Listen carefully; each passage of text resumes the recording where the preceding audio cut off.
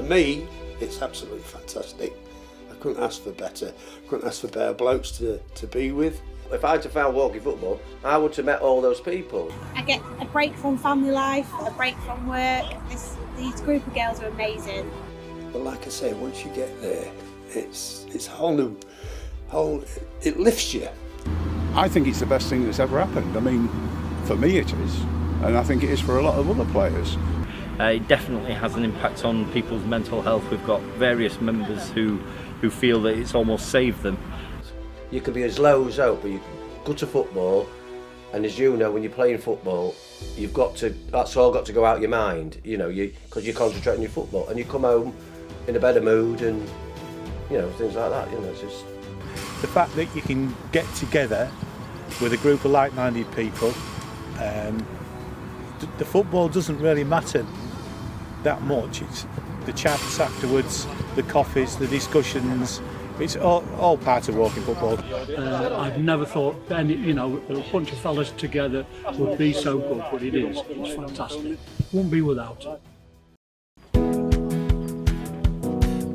All right, lads.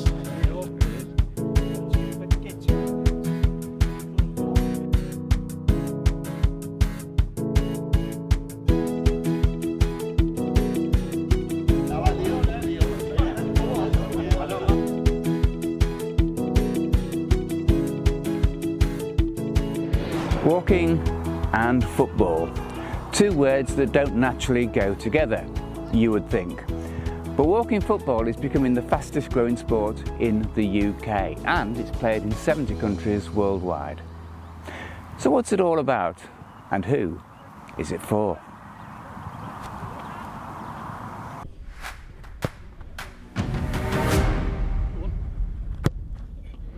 If you go back to when it started, and that was probably 2012, and it was the FA community team at Chesterfield FC who were looking for a physical exercise for the elderly.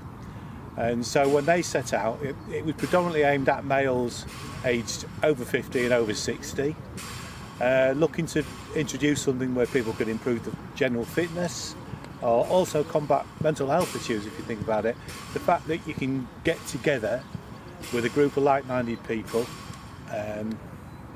The football doesn't really matter that much. It's the chats afterwards, the coffees, the discussions. It's all part of walking football.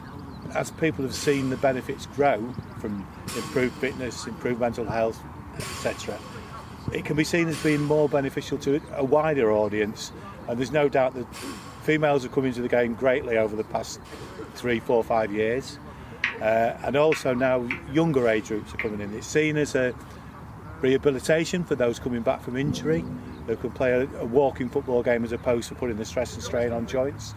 So it can be for everybody. I think it's the best thing that's ever happened. I mean, for me it is, and I think it is for a lot of other players. I mean, like Joe Lyon, who just retired as a solicitor. I told him, because he was depressed, to come down and walk in football. Now we can't get rid of him. He's here every bloody session. But it's what the players, we've got teams going to Portugal to play. They played last year in Portugal, the year before in Portugal. And it's great to be part of the Corinthians, being their chairman for the last 3 or 4 years. I just enjoy the camaraderie with the players. According to the FA, there are 18 laws of the game over a 20-page document. So here's the gist of the rules of walking football. Starting with the obvious. It's walking football, so you can't run. Technically, the terminology tends to be not walking, rather than running. Walking itself is defined as always having at least one foot in contact with the ground. Ironically, this is law number 18. Of course, there are rules about fouls and misconduct, and blue cards are a thing, resulting in time in the sin bin, although these are very rare. The ball can't go above head height, and free kicks have a rule that players must be 3 metres away from the ball as the kick is taken. Backing into players is an offence, and apart from the goalkeeper, no one is allowed in the goal area. tackling from behind is a definite no-no, as is handball and sliding tackles. The game is essentially for over 50s, but this may vary a little bit from club to club. Some clubs will play 3-touch football, but tournaments are generally multi-touch. Well, that's the gist of it. Suffice to say that the game should be played in good spirit and fairly by all participants. Mick started up the ladies section from Corinthians. I went down with my wife to just see what it's like. Wife enjoyed it, some friends of hers enjoyed it, and that's how it started really, about 3 years ago. Lots of laughter, lots of fun. A lot of the ladies against the gents, most of the gents have actually played football before. The majority of these ladies have never kicked a ball before, apart from in the back garden with the grandkids or the kids themselves. So it's a big range of variety, from about 25-year-olds right up to 70-year-olds. So it's really about the mental health, it's also about enjoyment, laughter, but also they enter competition with Links League and Nationals and everything else, so they really enjoy it. I first saw it advertised on Facebook as an opportunity to play football at walking pace, my age. And my husband also plays walking football, so he's always enjoyed it. I thought I might as well try and do something that I wanted to do and wanted to do for a long time at a walking pace rather than running. Someone that my husband knows, it was a family member, he said, did you know there's a women's walking football team? Because I used to play football when I was younger, got out of practice a little bit. He said, come down, come join the girls walking, so here I am. I get a break from family life, a break from work. These group of girls are amazing.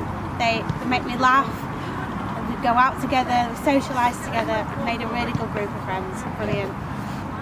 Just being able to mix with different people from different places and play, or try to play, something we're really passionate about, really want to do. I'm really grateful for this opportunity. We've never had it before, so it's my ideal opportunity to do something.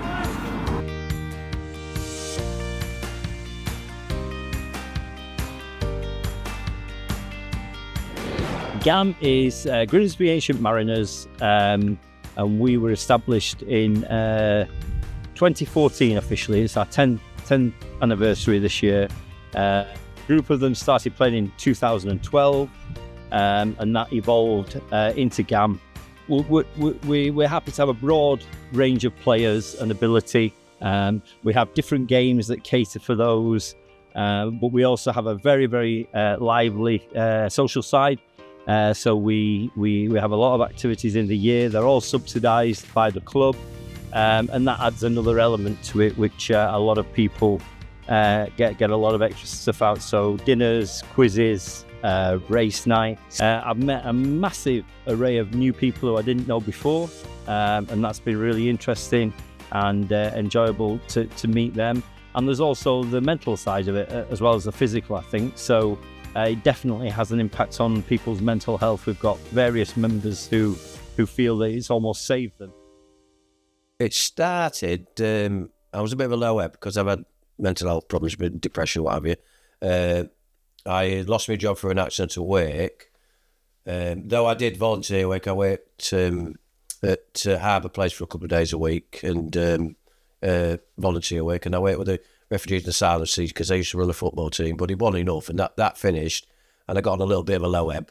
And then Jane one day said, I seen this article, and a guy called Gary Pressure, who I vaguely knew from football, put this article about walking football. And there was a picture of the guys there, about, I don't know, 10 of them, turn up every Monday morning for a game of football, all in the 50s, 60s. So she said, do you fancy giving it a go? So I rung Gary Pressure, she said, just come down. And Paul Gooddown was running it, and Tony Parrott. And they said, just come down and have a look. So I met this guy who I vaguely knew called John Sparlow. Sadly, he doesn't come anymore, but we stood at the gates and he said, do you fancy it, Ron? I said, yeah, we'll give it a game. So the next week we played and it just went on from there. Well, the last year or so we've had some bad luck and what have you, and if I didn't go to walking football, I'd be a mess. I can't say you still don't get days where you're down, but you're good at football, like I say, and it goes out your mind. You get talking to people. Plus the fact, me and Chuck did a week's course at Blundell Park on mental health, Carl Anco Centres, and the amount of blokes that'll come to you not mention any names, but will say, can I just have a little word? And just wants to bend your ear, you know. You don't have to tell me your problems. And they'll bend your ear. And I said to Chuck, I've had, you know, about 5 guys come up to me and said, can I just have half an hour with you? And you sit and have a cup of tea and talk to you about, because men don't talk about it. Men will bottle it up and, you know, until it's, you know, I mean, I talked to a guy the other week and he said, oh, I feel like crying. I said, well, cry. I said, I've had my problems. I said, I'll get home, I'll sit in the bath with a little whiskey and I'll cry on my own. I said, it's no disrespect to yourself, you know, and so all them things come into it, you know, that's all part of coming from walking football, you know.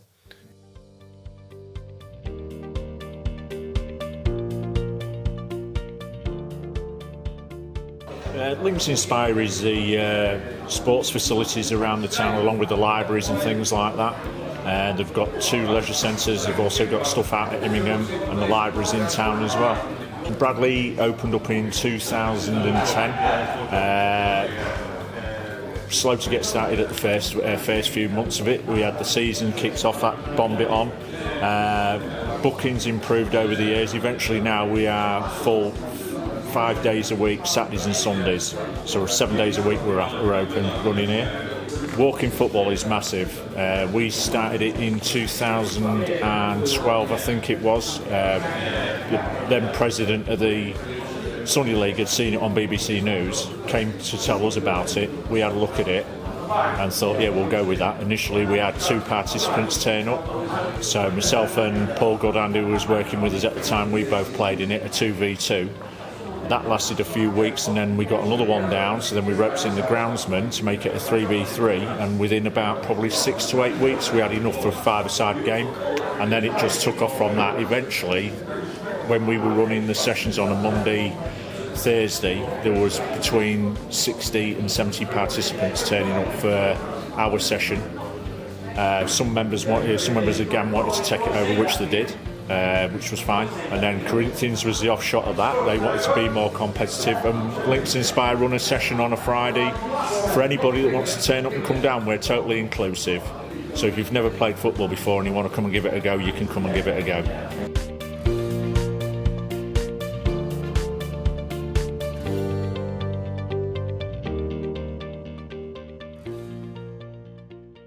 Well, the first time I got into walking football was when I finished work, and I was always working with lots and lots of people, and I thought, well, what do I do when I retire?